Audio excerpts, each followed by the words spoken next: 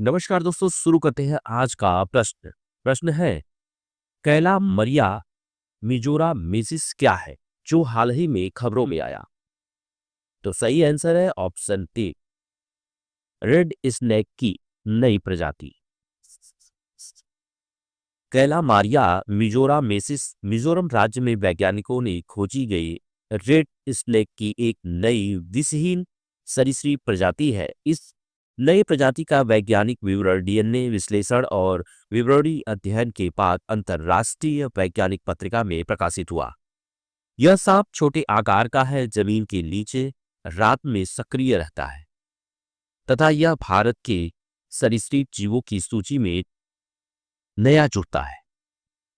अगला प्रश्न, ज्ञानगंगा वन्यजीव अभ्यारण्य किस राज्य में स्थित है? तो सही आंसर ऑप्शन टी, महाराष्ट्र में।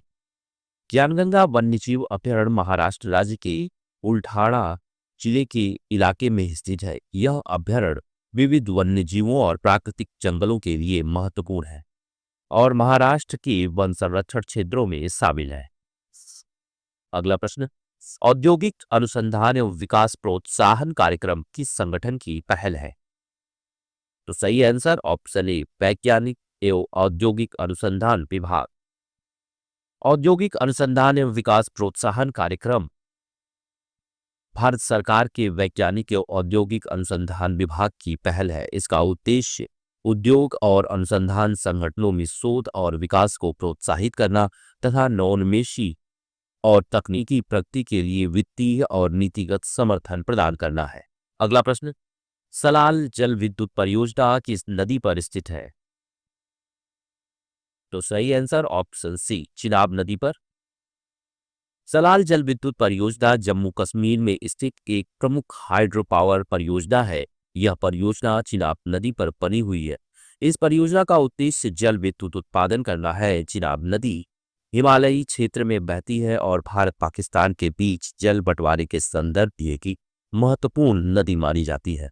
अगला प्रश्न, तैमूर किस देश का विकसित वायु प्रवेशित क्रूज मिसाइल है?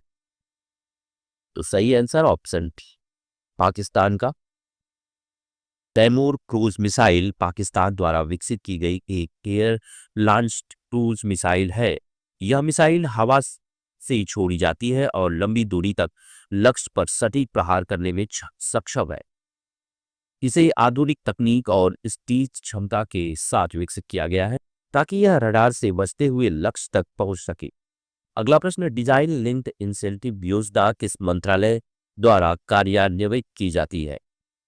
तो सही आंसर ऑप्शन डी, इलेक्ट्रॉनिक्स और सूचना प्रौद्योगिकी मंत्रालय द्वारा डिजाइन लिंक्ड इंसेंटिव योजना सेमीकंडक्टर और इलेक्ट्रॉनिक चिप डिजाइन को बढ़ावा देने के लिए चलाई जाती है।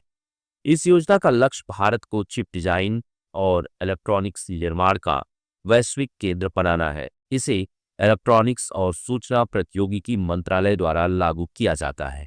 इस योजना के तहत स्टार्टअप कंपनियां और डिजाइन यूनिट्स को वित्तीय सहायता दी जाती है। अगला प्रश्न, स्किलिंग फॉर एआई रेडिनेस कार्यक्रम किस मंत्रालय की पहल है? तो सही आंसर ऑप्शन डी, कौशल विकास एवं उद्यमिता मंत्रालय की।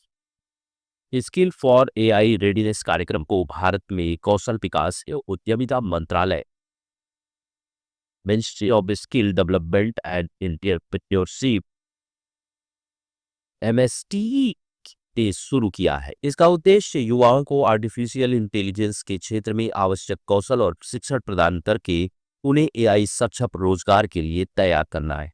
अगला प्रश्न, हाल ही में खबरों में दिखाई देने वाला गैलेक्सी मेढक भारत के किस क्षेत्र में पाया जाता है?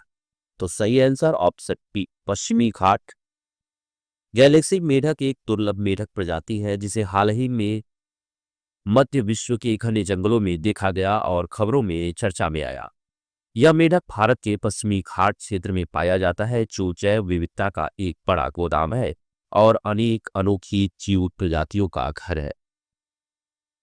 अगला प्रश्न, विष्णुगढ़ पीपलकोटी जल विद्युत परियोजना किस नदी पर स्थित है? तो सही आंसर ऑप्शन बी, अलकनंदा पर। विष्णुगढ़ पीपलकोटी जल विद्युत परियोजना अलकनंदा नदी पर स्थित है। अलकनंदा हिमालय से उत्पन्न होने वाली प्रमुख नदी है और गंगा जी की एक मुख्य सहायक नदी है।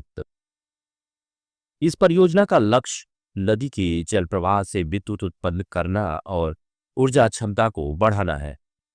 अगला प्रश्न, हाल ही में खबरों में रही दुर्लभ पक्षी प्रजाति जिरकीर मलकोह आमतौर पर किस राज्य के मैदानी इलाकों में पाई जाती है? तो सही आंसर ऑप्शन ए, उत्तराखंड। सिरकीर मलकोहा एक तरह का कौवा परिवार का पक्षी है जो आमतौर पर सूखे झाड़ियों और खुली वनभूमि जैसे पारिस्थितिकी तंत्र में पाया जाता है। यह भारत में उप हिमालयी मैदानी इलाकों और विशेष रूप से उत्तराखंड के मैदानी भागों में देखा जाता है, जहां इसे हाल ही में रिकॉर्ड किया गया और खबरों में इसका उल्लेख हुआ। अगला प्रश्न, कौन सा देश यूरोजोन का 21वां सदस्य बना जिससे वह पूर्ण यूरोपीय एकीकरण के करीब पहुंच गया है? सही आंसर ऑप्शन डी, बुल्गारिया।